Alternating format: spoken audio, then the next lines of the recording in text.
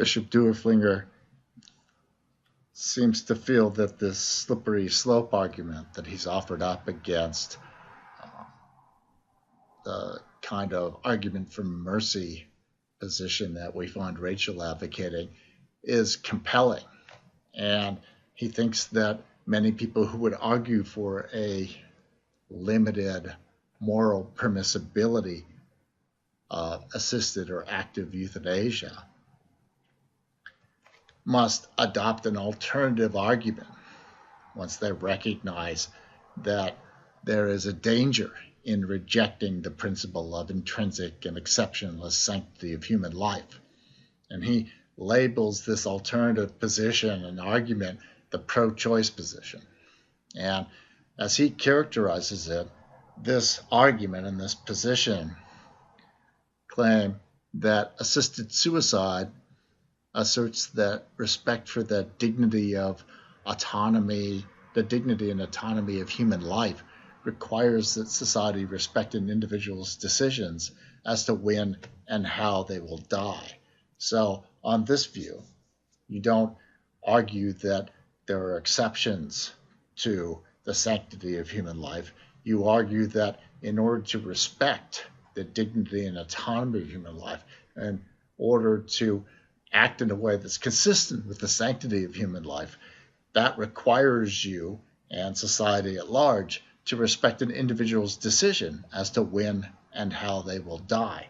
So part of respecting the sanctity of human life is respecting the self-determination that is intrinsic to human life as a rational agent. Now, the bishop doesn't think this argument works, and in fact what he does is try and argue that it's internally inconsistent. And so he wants to respond to what he calls the pro-choice argument by asserting that the right to life has a logical priority when compared to all other rights, including a right to choose. And so he refers to the line from the Declaration of Independence that says that all human beings have the rights to life, liberty, and the pursuit of happiness. And he says it's no accident that the right to life is the first right listed there. And he said the reason why that is that it's logically prior to all other rights, because one has to be alive in order to execute one's right to liberty, that is, to the right to choose or make self-determinative choices. And likewise, the right to pursue happiness can only be realized if one is alive. And so he says, first and foremost, then, the most logically prior right, the right with the greatest priority, as it were, is a right to life. And so he says, given that that's the case, when we look at a potential conflict between a right to liberty or self-determination or choice and a right to life, the right to life must always trump the right to choice. You cannot choose not to live, because choice presupposes, is dependent upon, conceptually, logically, life. And hence, the right to life always gets priority over a right to choice or a right to happiness. And so the way that he summarizes this line of response is given on page 60 in the quote, "In short, an unqualified pro-choice defense of assisted suicide lacks coherence because corpses have no choices. A particular choice, that of death, is given priority over all other choices it makes impossible. So the value of choice, as such, is not central to the argument." So here, Bishop doerflinger seems to be arguing that, look, the position itself is internally inconsistent because it seems to sanction or give priority to a choice that would render future choices impossible.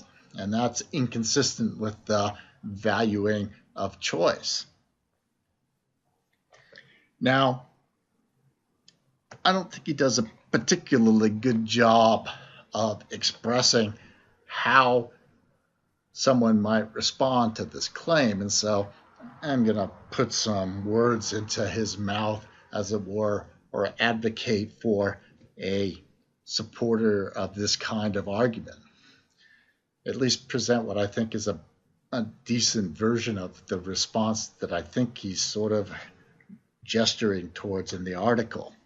So you might respond to this objection by saying, look, a right to life doesn't entail that the right holder has an obligation to live. And so you might say, look, some circumstances are such that a rational agent would choose to surrender their life rather than live as those circumstances dictate.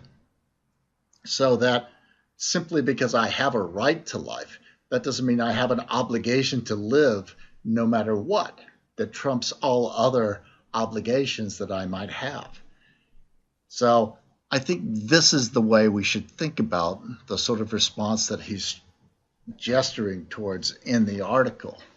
The idea here is that when I have a right to life, what I have is a right that other people must acknowledge. So they can't willfully cause me to perish in a way that doesn't respect my right and assign it equal priority to their own, for example. But when I look at my own life itself, I can decide whether or not I will adhere to my right to live or whether or not I will agree to surrender my right to life. And so I think if you think about another sort of catchphrase from American history, it makes no sense on this criticism for anyone to say, give me liberty or give me death. The idea that life is an obligation that must be adhered to, no matter what the circumstances, no matter what else is at stake, I think is not a clear and obvious intuition that people have as something that follows from having a right to life. And so when people like Rachel argue that there are circumstances where you're in a situation where you're in excruciating agony and you've got a terminal illness so that you're going to die soon, then it's perfectly reasonable for you under those circumstances to say, I don't want to continue to live. My right to life is not an obligation to continue to live in the face of these horrible circumstances. But for Bishop doerflinger, that's exactly what he thinks it is. And so he tells us, again on page 160, a restriction of this rationale to cases of terminal illness also lacks logical force. For if ending a brief life of suffering can be good, it would seem that ending a long life of suffering may be better. But here, I think that response actually utterly and completely misses the point. And I think that we'll see this when we start to think about the sort of scenario that Bishop doerflinger's position seems to commit people to, where they must preserve their life so that they have the possibility of making choices that are empty, meaningless, and pointless. And this is what we'll look at in the next section of the lecture.